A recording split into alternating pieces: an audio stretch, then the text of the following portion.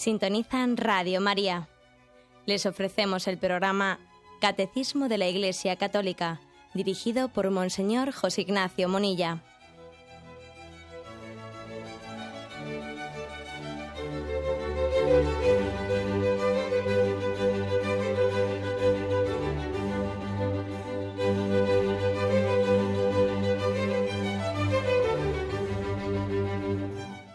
Un cordial saludo a todos los oyentes de Radio María. Un día más, con la gracia del Señor, proseguimos el comentario del Catecismo de nuestra Madre, la Iglesia. Habíamos quedado sin concluir todavía el apartado del Padre Nuestro, que nos explica precisamente esta segunda expresión del nuestro, Padre Nuestro. Hemos dedicado ya 3 programas, si no me equivoco. Vamos a comenzar este cuarto programa explicativo del significado profundo de esa expresión Padre Nuestro.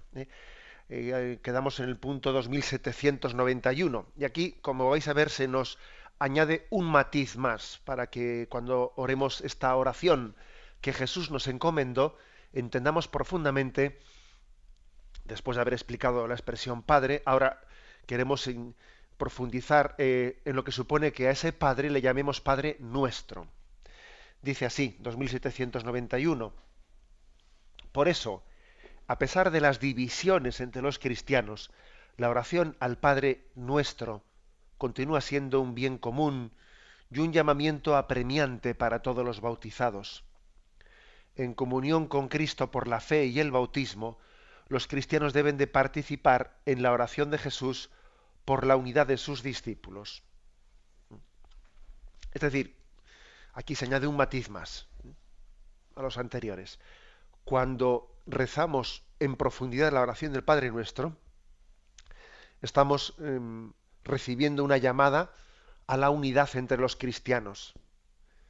Rezar la oración del Padre Nuestro es vivir profundamente la llamada al ecumenismo que nos hace el Concilio Vaticano II, a la llamada al ecumenismo.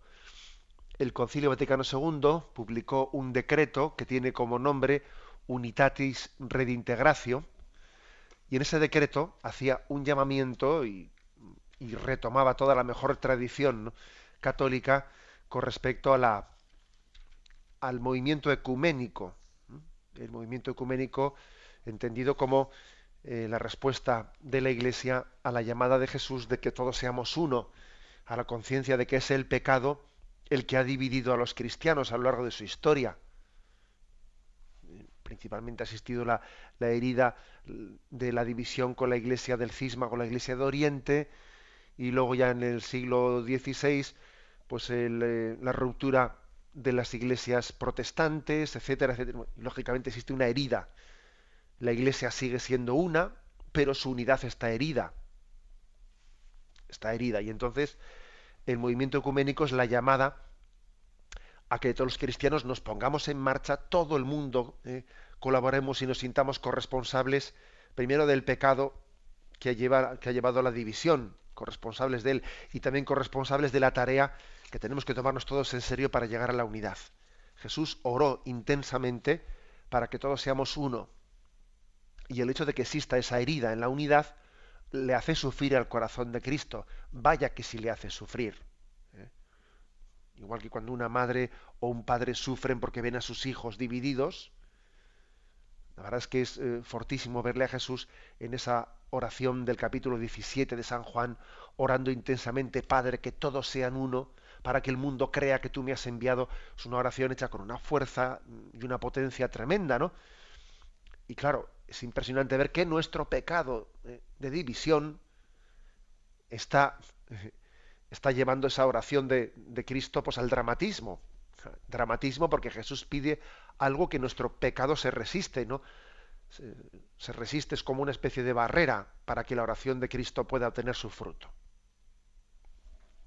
Bueno, pues rezar el Padre Nuestro, fijaros bien, supone que nos sintamos llamados a ello, o sea, que esta oración sea una contribución al ecumenismo. Algún oyente dirá, pues yo la verdad es que cuando rezo el Padre Nuestro nunca se me ha ocurrido tal cosa. Porque claro, yo rezo el Padre Nuestro y, no sé, pues se me ocurren otro tipo de necesidades más inmediatas, más básicas, ¿no? Pero la verdad es que nunca había pensado yo al rezar el Padre Nuestro que estuviese yo pidiendo por la unión de los cristianos. Bueno, pues precisamente por esto el catecismo quiere ampliarnos los horizontes, no quiere restarte nada, sino quiere añadirte riqueza a la oración que realizas.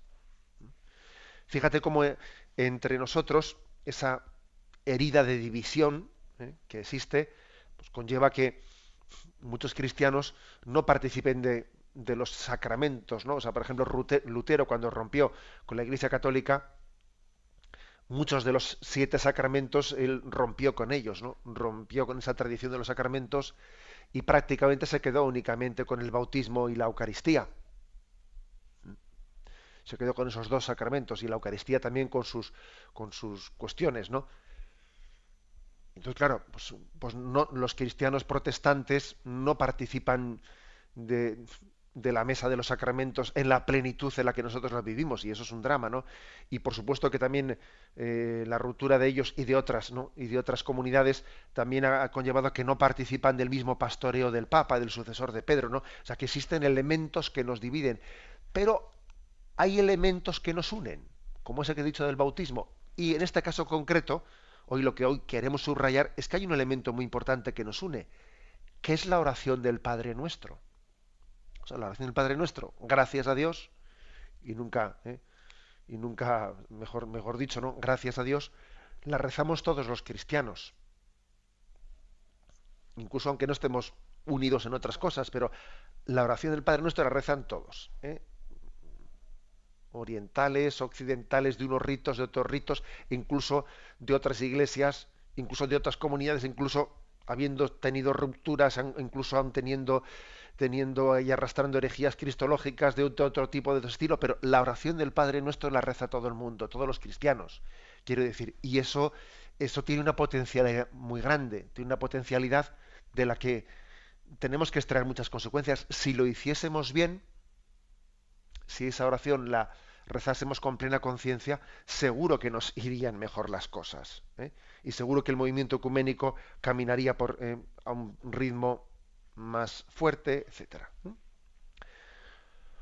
Por lo tanto, aquí dice este punto del catecismo que es una llamada apremiante para todos los bautizados. Llamada apremiante a la unidad. Y bueno, yo creo que no sé si hace falta matizarlo, pero que cuando la Iglesia llama a la unidad en el movimiento ecuménico, la unidad no quiere decir uniformidad. No. Un padre, de hecho, un padre y una madre quieren a sus hijos unidos, pero son muy conscientes de que sus hijos tienen peculiaridades, peculiaridades que les hacen distintos y que no les impiden ser buenos hermanos. O sea que la Iglesia cuando ora por el movimiento ecuménico no pretende que todos los cristianos lleguen a un tipo de unión que sea como pues casi el olvido de muchas peculiaridades de tradiciones distintas, tradiciones y ritos distintos, que lejos de dividirnos nos pueden enriquecer mutuamente. O sea, unidad no es uniformidad. Pero claro, lo que no puede ser es que uno invoque la riqueza de la diversidad pues para justificar que no creamos en los sacramentos de Cristo o que no creamos en el pastoreo del sucesor de Pedro como aquel que es garante de la unidad en la Iglesia. Claro, entonces eso ya no es una diversidad que nos enriquece, eso es un problema, claro. O sea, hay una llamada apremiante a la unidad que también tiene que comenzar respetando las riquezas de diferencia que hay entre nosotros.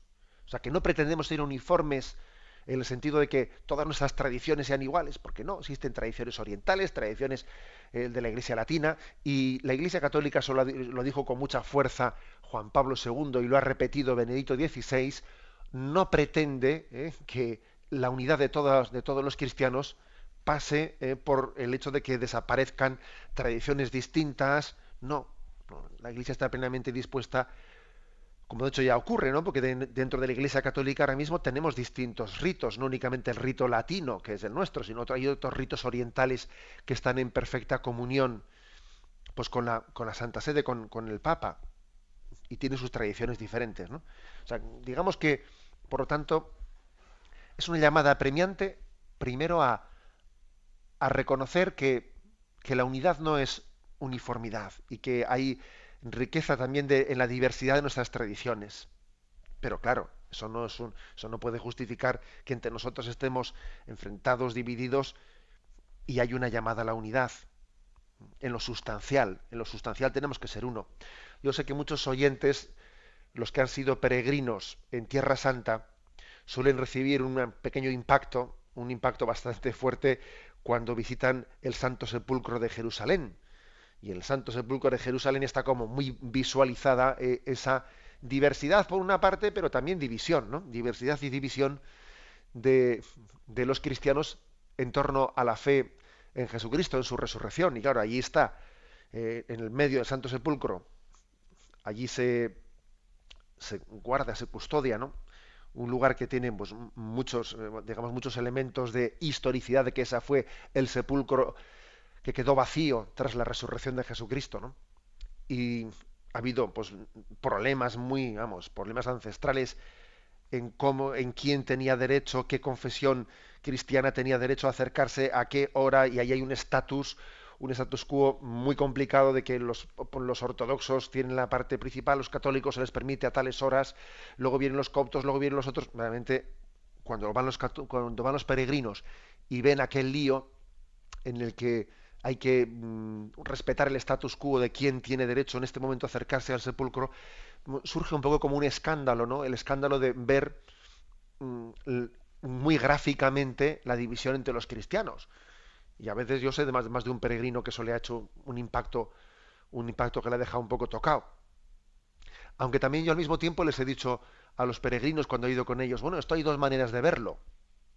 Hay dos maneras de verlo. Una es bajo el impacto o sea, bajo la perspectiva de la división. Pero también hay otra forma de verlo. Es bajo, fíjate, a pesar de que están divididos, a pesar de que estas confesiones cristianas no han llegado a la unidad, todas ellas están, su culto y su conciencia de cuál es el momento de la historia central y cuál es el episodio, o sea, el acontecimiento histórico de la salvación central, todas ellas lo tienen muy claro que es en torno a la resurrección de Jesucristo. Y todas están en torno a ese lugar, a ese sepulcro que quedó vacío, ¿eh? Cuando Cristo fue resucitado. O sea que también hay, o sea, que a pesar de las divisiones, reconocen lo sustancial, lo fundamental, todas están en torno al Santo Sepulcro. También, por lo tanto, aquí se puede ver la botella medio vacía o medio llena. Medio vacía, viendo la división entre ellos, y medio llena, diciendo, mira, a pesar de la división, todos están en torno al sepulcro vacío de Jesucristo, lo cual viene a decir que en lo sustancial están de acuerdo y que estando de acuerdo en lo sustancial hay esperanza para llegar a la unidad. O sea que quiere decir que hay una esperanza cuando se reza al Padre Nuestro. Y hay una esperanza en el movimiento ecuménico, que es que en lo sustancial estamos unidos, ¿no? Pero claro, eso sustancial tiene que ir creciendo para que no haya temas sustanciales que los dejemos a un lado, ¿no? Hay temas sustanciales que no pueden ser dejados a un lado, como es la plenitud de los sacramentos encomendados por Jesucristo, etcétera. Pero verdaderamente tenemos, como dice aquí, tenemos que sentir una llamada apremiante, ¿eh?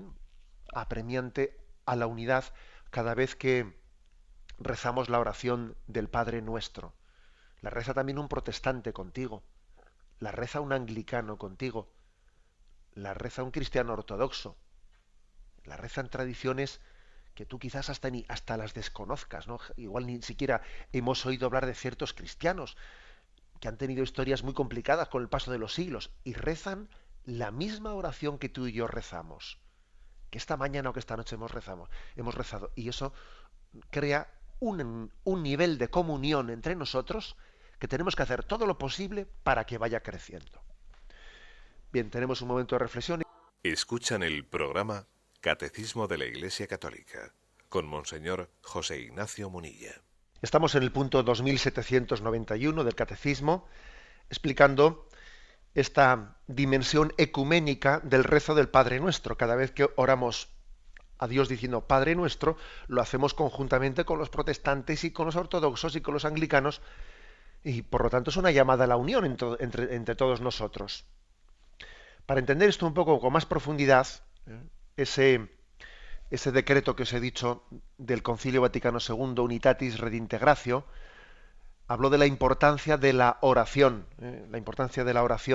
dentro del movimiento ecuménico, la importancia determinante. Esto está recogido con más detalle en el punto 821 al que nos remite aquí el Catecismo. 821, que decía así,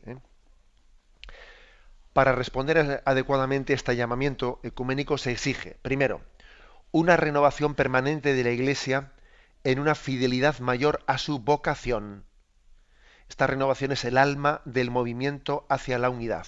Segundo, la conversión del corazón para llevar una vida más pura según el Evangelio, porque la infidelidad de los miembros al don de Cristo es causa de divisiones.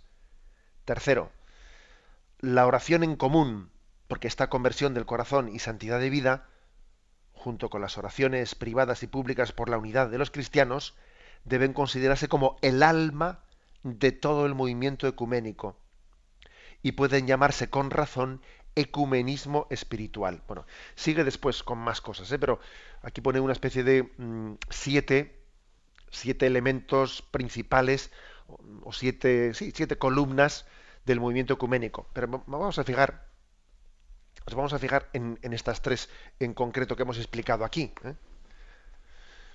Curiosamente, esta última, la de la oración, dice, es el alma del movimiento ecuménico, el orar por la unidad. Incluso se le llama el ecumenismo espiritual. Y digo que nos puede llamar la atención porque nosotros somos de los que decimos, bueno, pues ya que no puedo hacer nada, por lo menos voy a rezar. Solemos decir así, como si la oración no fuese nada, ¿no? Ya que no puedo hacer nada porque estamos divididos los cristianos y los... Bueno, pues ya que no puedo hacer nada, por lo menos voy a rezar, ¿no? No, la oración no es un recurso del que no puede hacer nada y entonces, bueno, por lo menos se entretiene un poco. No es eso. Es que tenemos que creer verdaderamente, como dice aquí el Concilio Vaticano II y recoge el Catecismo, la oración por la unidad es el alma del movimiento ecuménico. Entre otras cosas porque cuando rezas por algo es que lo valoras, lo estimas. Dime qué esperas y te diré que rezas. O dime qué rezas y te diré qué esperas. Entonces, si no esperas una cosa, es que es imposible alcanzarla. Luego, si pides por ello, es porque esperas en ello. Y hay posibilidades de alcanzarlo. Si no lo esperas, es que vamos a ver, ¿no? Este es el matiz importante, además de creer en el valor de la oración de petición, obviamente, que Dios lo escucha y que la oración de petición es eficaz, ¿no? Como la palabra de Cristo es eficaz. Él ha querido que nuestra oración sea eficaz. Por lo tanto, esto es importante, O sea, creer que existe un ecumenismo espiritual que es muy importante, porque nosotros a veces entendemos que, a ver, el ecumenismo, pues que se pongan de acuerdo entre ellos, venga, que se sienten en una mesa y hagan una especie de, bueno, habrá que hacer eso, obviamente, pero como pensemos que el ecumenismo va a ser una cuestión de un pacto, de un pacto en el que, no sé, nos intercambiamos y cedemos mutuamente de no sé qué cosas, dice uno, pero bueno, esto es que nos vamos a llegar a un acuerdo en las cuestiones fundamentales de fe como si fuese una cuestión de cederse entre nosotros, yo te cedo la Eucaristía y tú me cedes la Virgen María. Bueno, obviamente por ahí no se puede ir, porque la fe no es nuestra, no la poseemos, ¿no? Hay que ir por otro camino, en el que obviamente habrá mucho diálogo, pero no bajo esa comprensión tan, digamos, política o sindicalista que a veces entendemos de decir, bueno, pues hay que llegar a un pacto sindical, pues venga, que ceda un poco el empresario, que ceda un poco el obrero y que lleguen a un acuerdo, a un punto intermedio. Obviamente eso no se puede proyectar en el movimiento ecuménico. Es una proyección de unos esquemas ajenos a nosotros. Bien, pero al mismo tiempo dice que el movimiento ecuménico tiene, junto con la oración, una llamada a la fidelidad a la vocación de cada uno. Es decir, si la Iglesia Católica lucha por ser fiel, ¿eh?, a sus, a sus orígenes, a su, a la comunidad, a lo que los santos padres en los primeros siglos nos transmitieron. Si la Iglesia Ortodoxa hace lo mismo, si lucha por la fidelidad y vuelve a sus orígenes, vuelve a sus raíces, a lo que los santos padres en los primeros siglos le dijeron.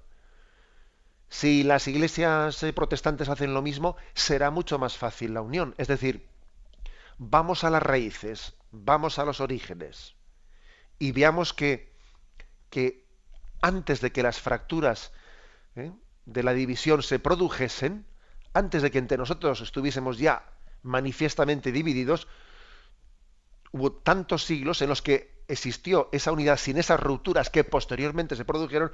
Bueno, pues vayamos a ese momento de raíz, de origen, y entendamos que si somos fieles, a lo que la Sagrada Escritura nos transmitió, a la interpretación que hicieron los santos padres de la Escritura, ahí tenemos la posibilidad de unión.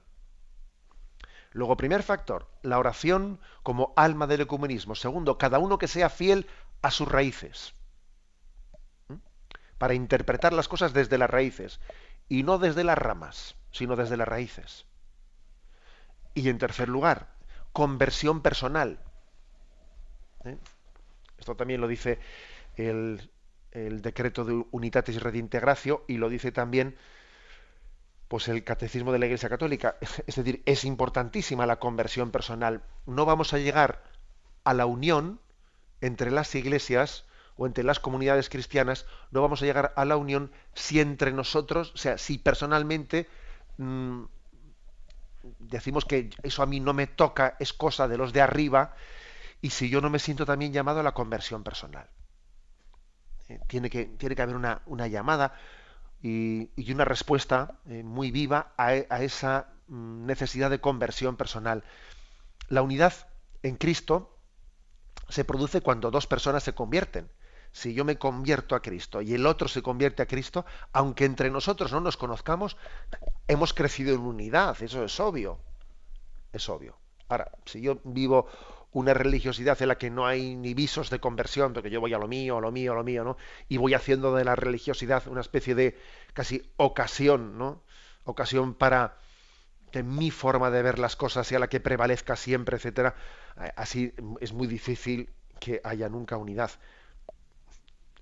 Y cuando alguien ha llorado sus pecados y otra persona, incluso que el otro no es de mi confesión cristiana, ha llorado sus pecados y se ha abrazado a la cruz de Cristo y le ha pedido perdón y está plenamente dispuesto, ¿no?, pues a vivir el espíritu de las bienaventuranzas y a comenzar una vida nueva, el movimiento ecuménico ha pegado un avance muy grande en esas dos conversiones, de ese católico y de ese protestante. Ha pegado un avance grande.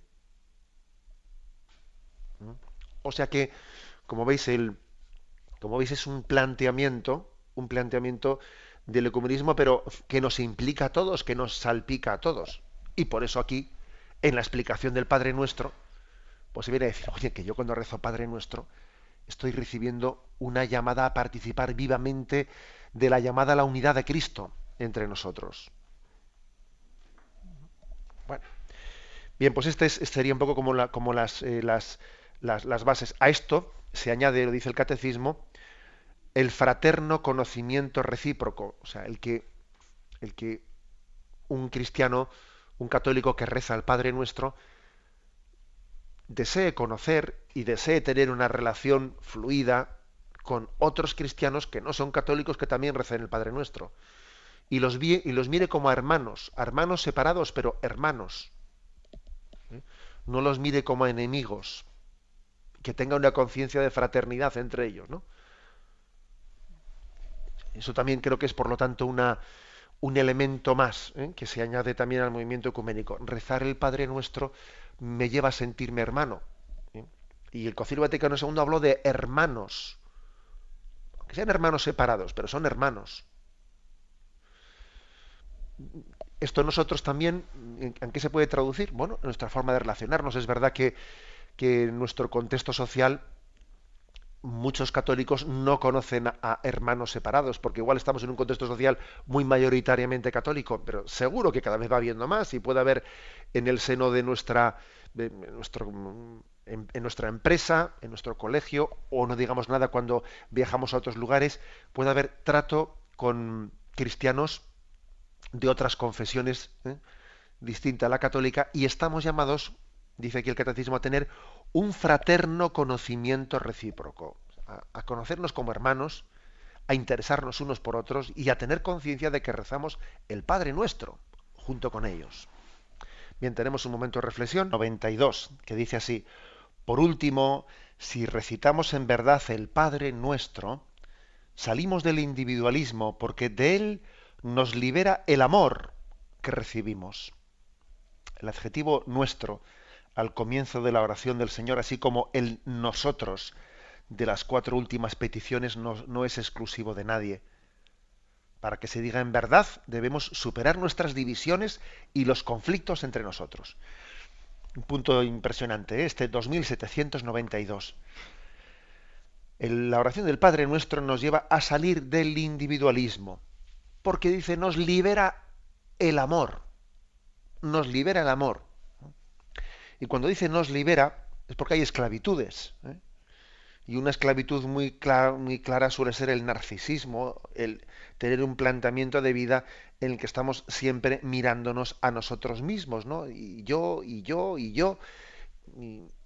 siempre pretendiendo ser la princesa del lugar, o siempre el protagonista de todo, y siempre que todo gire en torno a mí, o incluso bien sea para ensalzarme o bien sea para sentirme una victimilla porque todo me toca a mí, porque pobrecito de mí, mira lo que me pasa, o sea, pero siempre un poco pretendiendo, ¿no? Pretendiendo que todo el mundo se fije en nosotros, como el niño pequeño que está en la cuna, que hay que mirarle porque si no le mira se pone a llorar rápidamente, ¿eh? O sea, que es que sí tenemos, ¿no?, ese problema, pues yo le llamo narcisista, pero llamarle como queráis, de egocentrismo. Entonces, ¿cómo rompe uno ese cerco de egocentrismo, de estar siempre mendigando, que me hagan caso, bueno, pues eso, ¿no? Protagonismo y llamar la atención. Pues el amor te libera. El amor es el único que te puede liberar de eso, darte el don del olvido de ti mismo y entender que hay algo más grande que te hace salir de ti mismo, que es el Padre. El Padre, que además es que resulta que es Padre tuyo y también es Padre del que está a tu derecha y es Padre del que está a tu izquierda. Y entonces, claro, cuando uno descubre esa dimensión que es Padre nuestro y que por lo tanto no es algo que yo pueda utilizar de una manera egoísta a mi servicio, es que eso te cambia la vida. Claro que te cambia la vida. Aquí el catecismo nos hace caer en cuenta de un detalle, que es que no únicamente la oración se introduce con Padre Nuestro, sino que es que después en las peticiones, que iremos después poco a poco explicando, pues las 4 últimas peticiones, de las 7 peticiones que tiene el Padre Nuestro, están formuladas en primera persona del plural. O sea, danos hoy nuestro pan de cada día. No dice dame, no, danos hoy. Perdónanos nuestras ofensas. No dice perdóname, no, perdónanos. No nos dejes caer. No dice no me dejes. Líbranos del mal, no dice líbrame. Esto es un detalle, ¿no? Un detalle que lógicamente no es baladí. Esto tiene, o sea, hay plena conjunción entre el Padre Nuestro con la forma luego de pedir a Dios las cosas. No las pido yo individualmente, lo que yo después voy a pedir en el Padre Nuestro no está pedido individualmente para mí y allá cada uno con lo suyo, que bastante tenemos, ¿no? No es eso. O sea, es como si se nos dijese, mira, es verdad que cada uno será juzgado delante de Dios. Eso es verdad, ¿no? Pero también hay una cierta unidad de destino entre nosotros. Claro, cómo conjugar esas dos cosas es un misterio. Es un misterio. Seremos juzgados personalmente, pero no caminamos individualmente, no. Personal e individual son dos cosas distintas.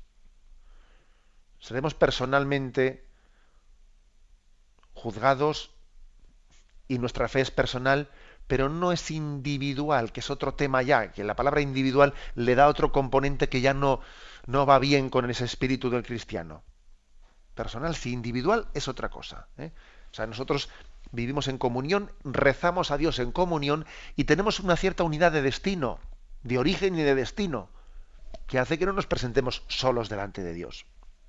Danos hoy, perdónanos, no nos dejes, líbranos. Bueno, es que es así, ¿eh? Es una manera de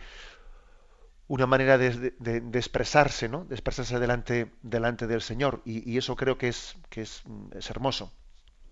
En el idioma vasco, os cuento una pequeña así, ¿no? Pues anécdota. En el idioma vasco es curioso que cuando uno habla y viene a decir mi padre, nunca dice mi padre, aunque esté hablando a título particular, sino siempre dice nuestro padre. No refiriéndose a Dios, me refiero ahora al padre o la madre de la tierra. Es curioso que cuando habla siempre dice Guria eta Guria ma, nuestro padre, nuestra madre. No es posible en vasco que alguien pretenda referirse a su padre o a su madre diciéndolo en primera persona. Siempre dice en primera persona del plural. Y es muy hermoso eso. La conciencia de que yo no puedo referirme a mi padre o a mi madre individualmente. Oye, que tengo hermanos, ¿cómo tienes esa cara de hablar de mí como si estuvieses tú solo? ¿Mm? Esto es un detalle que trasvasado un poco a esto que el catecismo ahora nos quiere iluminar, dice mucho. Dice mucho. Pedimos las peticiones del Padre Nuestro en primera persona del plural. ¿Consecuencia? Bueno, pues la consecuencia a la que nos quiere llevar es la siguiente. Para que se diga en verdad Padre Nuestro, debemos superar nuestras divisiones y los conflictos entre nosotros. Consecuencia, ¿eh? Es decir, venga, concretando. Pues mira aquí qué concreción. Y te remite a dos textos. Mateo 5, 23, 24, que dice: si pues al presentar tu ofrenda en el altar, te acuerdas entonces de que un hermano tuyo tiene algo contra ti, deja tu ofrenda allí, delante del altar, y vete primero a reconciliarte con tu hermano. Luego vuelves y presentas tu ofrenda. Se puede decir más alto, pero más claro no. La verdad es que es impresionante decir, mira, no pretendas presentarte ante Dios sin haber hecho la paz con tu hermano. No lo presentas porque es que es una oración que va a tener un grado de falta de autenticidad, que va a tener un grado de falsedad, pues muy fuerte, muy fuerte. Luego déjalo, no tengas prisa, deja tu ofrenda, vete a reconciliarte y luego vuelves y presentas tu ofrenda. Por lo tanto, hay una llamada a superar nuestras divisiones. Que seguro que algún oyente me dice, bueno, pues es que lo que dice usted ahora me crea a mí un conflicto, me crea un problema. Porque claro, aquí estoy yo que ya arrastro alguna historia anterior que no ha quedado sanada y entonces yo me veo en la iglesia y me veo sufriendo, ¿no? Entonces, ¿qué hago? ¿Cómo rezo el Padre Nuestro? ¿Cómo lo rezo? Y comulgo, no comulgo. Yo ya sé que recordar esta doctrina es también suscitar algunas luchas interiores en muchos de nosotros, ¿no? Ahora, yo digo una cosa, bendita lucha, ¿eh? Porque yo desde luego lo que no creo es en la paz de los muertos espiritualmente hablando, ¿eh? O sea, es decir, en una paz que sea una supuesta paz, ¿no? Labrada a costa de no dejar que nuestra conciencia nos hable, nos inquiera. No, o sea, que el hecho de que nos encontremos, ¿no?, interiormente removidos por esta expresión del Evangelio de San Mateo que te dice, si cuando vas al altar primero deja la ofrenda, vuelve, el hecho de que esto te remueva no está mal, deja que te remueva, no está mal. El hecho de que te sientas removido quiere decir que tienes capacidad de escucha de la palabra. Bien, también es verdad que a veces puede haber ciertos problemas y ciertas heridas de división, pues que no van a poder solucionarse tan fácilmente. Que uno diría, lo que daría yo para que se solucionase aquello que aconteció con aquel familiar con el que he dejado de hablarme, lo que daría yo para que hoy se estuviese ya solucionado, ¿no? y ves que no es tan sencillo, pues porque ha habido hábitos que han endurecido las situaciones y que igual ya no está exclusivamente en mi mano. Bien, de acuerdo. Si este ideal cristiano no quiere decir que sea simple, no, las cosas cuando ha pasado se han creado unos hábitos y unas formas, se han podido enquistar, ¿no? Y hay que tener también paciencia. Pero bueno, por lo menos tenemos claro el ideal, tenemos claro a dónde tenemos que tender y rezamos el Padre Nuestro con humildad de saber que lo estoy rezando y no lo rezo en plenitud, lo rezo, bueno, pues con imperfecciones, pero con conciencia de que tengo que mejorar, de que tengo que crecer para que el rezo del Padre Nuestro sea auténtico y suponga el decir Padre Nuestro de verdad, habiendo superado las divisiones. O sea, que es también un compromiso de ir creciendo, de ir caminando. El otro texto que se nos ofrece es Mateo 6, versículos del 14 al 16.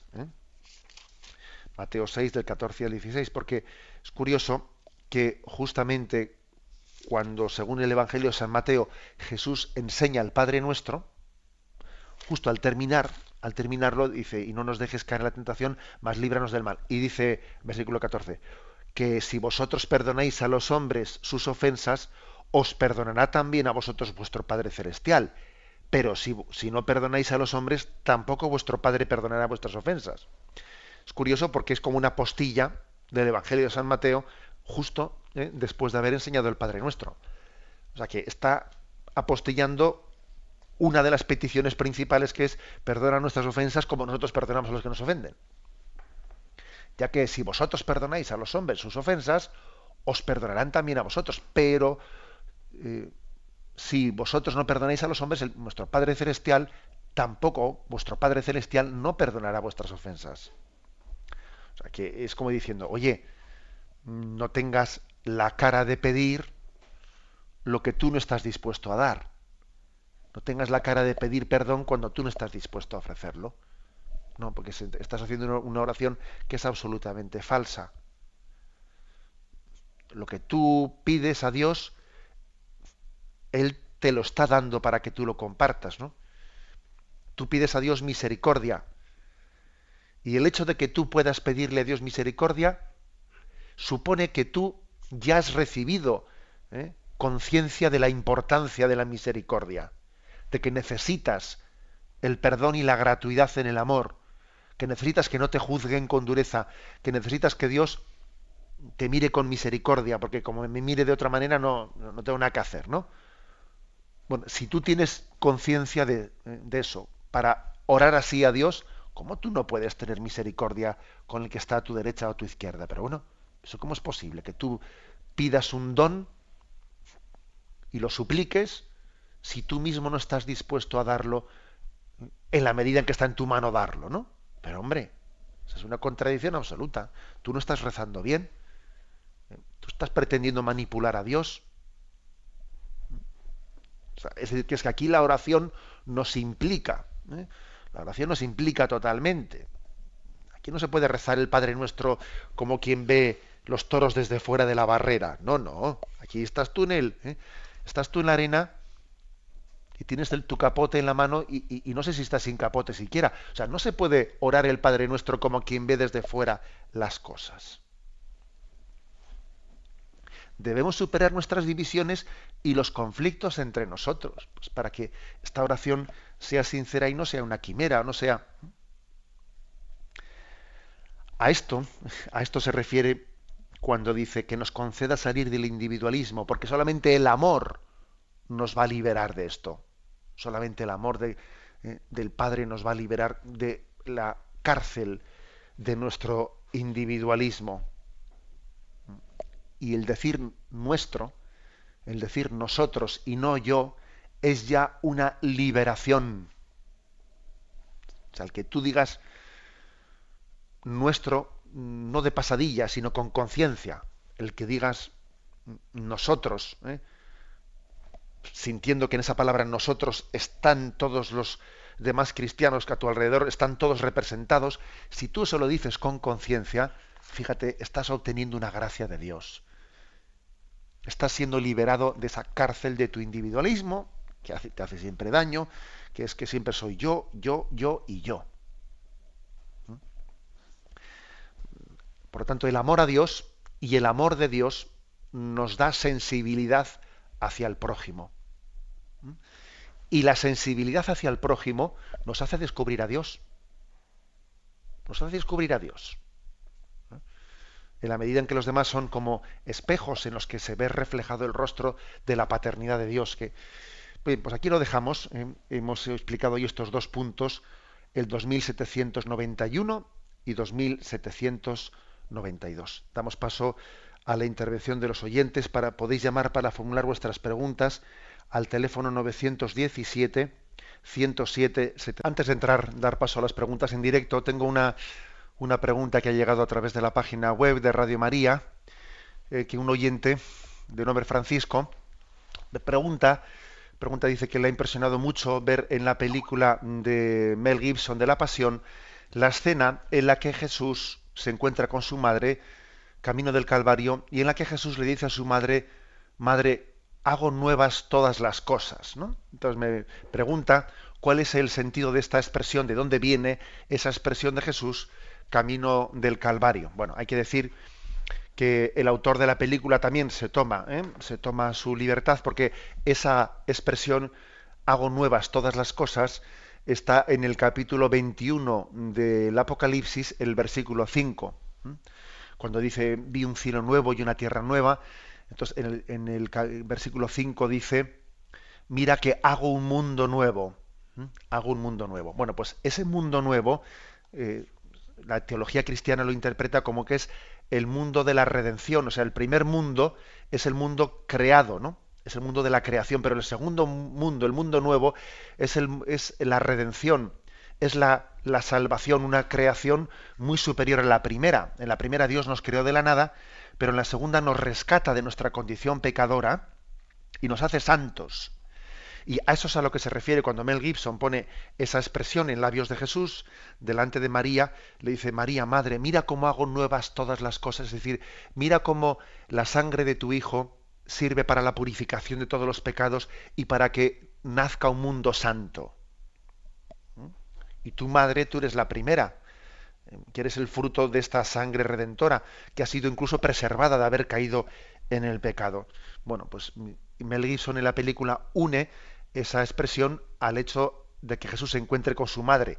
Esa unión la hace el director de la película, pero ciertamente es muy bella, muy bello ese pasaje de la película, porque le da toda la carga teológica a la redención de Cristo en el momento de su pasión. Bien, damos paso a la primera llamada en directo. Buenos días. Buenos días, monseñor. Sí, le escuchamos. Soy Adela de Alcorcón. Adelante, Adela. Gracias por sus explicaciones que nos están haciendo muchísimo bien.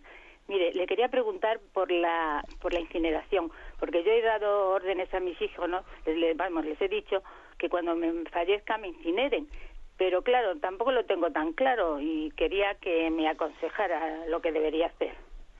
Bien, bueno, pues la verdad es que en alguna ocasión hemos hablado de ese tema.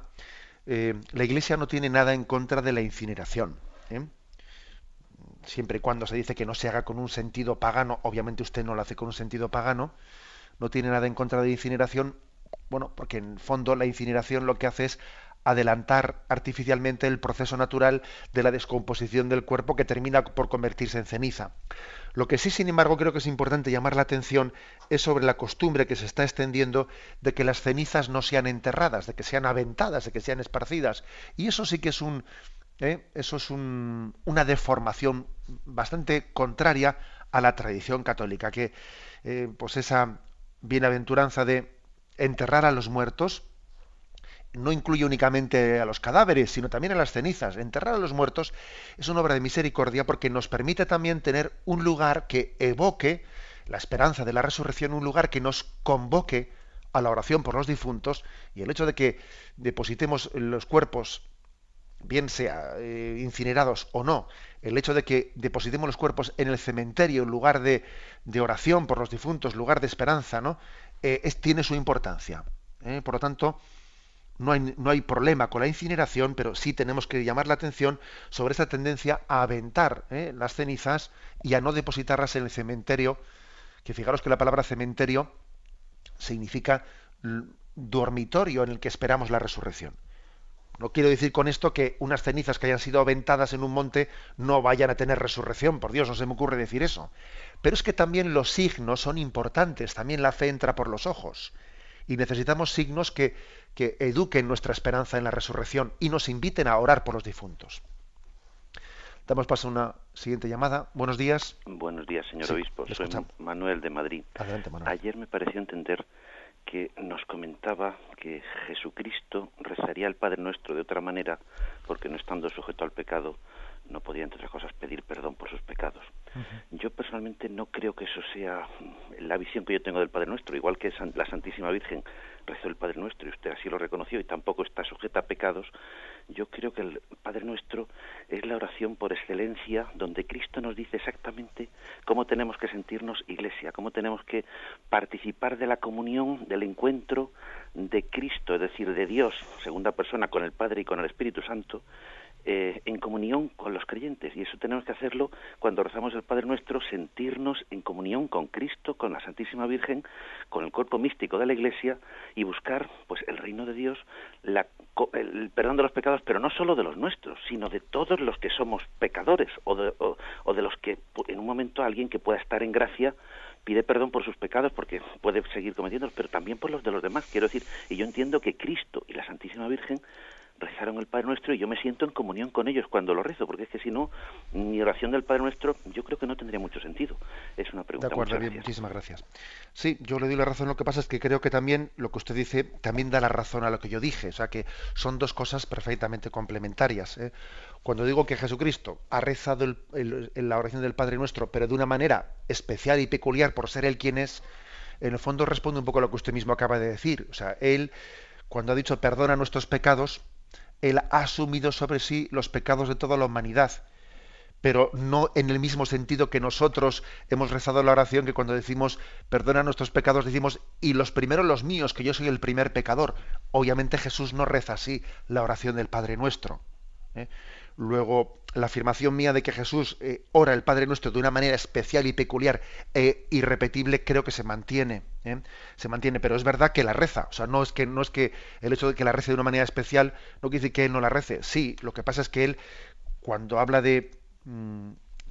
sobre todo esa petición concreta, ¿no? También las demás, pero esta en concreto, perdona nuestras ofensas como nosotros perdonamos a los que nos ofenden, Jesús está asumiendo sobre Él los pecados de toda la humanidad y pide perdón no por sus propios pecados, ¿no? Sino por los de todos sus hermanos. Damos paso a un siguiente oyente. Buenos días. Buenos días, monseñor. Sí, adelante. Mire, soy Teresa de Valladolid. Entonces, quiero decirle que creo firmemente en que la unidad que quiere el Señor entre los cristianos no es institucional, sino del amor. Y el amor a todos, incluso a todos los que no son cristianos, pero fundamentalmente esa unidad que también nos hablan siempre y se repite en las epístolas, unos a otros, un mismo pensar, un mismo sentir, que no quiere decir que no difiramos en cuanto que somos distintos, pero la unidad es el amor, Padre. Yo creo firmemente, y como usted simplemente ha dicho, en el Padre Nuestro refleja, como ayer también el Padre Horta de una forma impresionante nos explicó, el amor al Padre, como vemos al Padre, como nos enseña Jesús, y el amor mutuo al decir nosotros, pero a todos los hombres, no solo entre los cristianos. ¿No le parece? Sí, gracias. Mire, yo igual también haría una precisión, ¿no? Sin quitarle a usted la razón en lo que ha dicho, pero hay una precisión. Igual que existe un riesgo de que uno entienda el ecumenismo como meramente la unión de las instituciones, y sería, como he querido explicar hoy, un error, porque el Padre Nuestro empieza a decir, aquí hay un ecumenismo de base, que es que yo me tengo que unir con el que está a mi derecha, a mi izquierda. O sea, supone una conversión personal. Pero bueno, también podría existir un error de orden contrario. Entender el comunismo únicamente como una unión mía afectiva en el amor con los que me rodean, sin que eso implique una unión en la formulación de la fe, una unión, como usted dice igual, institucional. Es que una cosa implica a la otra. Por lo tanto, yo no opondría a ver ecumenismo o institucional o ecumenismo más personal. No, no hay que oponerlo. Yo diría que hay que comenzar por nosotros mismos, pero el ecumenismo tiene que llevar a la unión plena, no una pretensión de uniformismo, ¿no? Pero sí de una unidad profunda. Bien, tenemos el tiempo cumplido. Me despido con la bendición de Dios Todopoderoso, Padre, Hijo y Espíritu Santo. Alabado sea